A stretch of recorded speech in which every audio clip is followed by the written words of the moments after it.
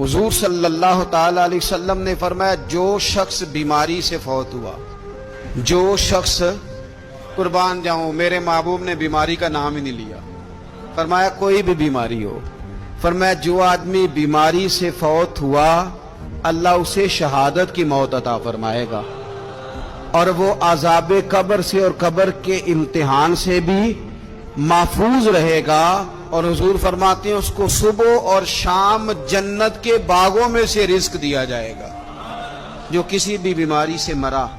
یہ لوگ بیماری سے مر رہے ہیں تو لوگوں نے اچھوت سمجھ رہے ہیں، اچھوت، یہ اچھوت نہیں ہے، اس لیے کہ لوارث نہیں، یہ خدا رسول کے ماننے والے ہیں، تم انہیں اچھوت کہہ رہے ہو اور مدینے والے رسول انہیں شہید فرما رہے ہیں۔ حضور نے فرمایا جو بیماری سے مرے شہید ہے، وہ قبر کے عذاب سے محفوظ رہے گا اور جنت کے باغوں میں سے اللہ رزق دے گا۔ لوگ کہتے ہیں دیکھو جی بڑا تانگ ہو کے دنیا سے گیا ہے، تو اس بندے کو بھی عذاب قبر نہیں ہوتا۔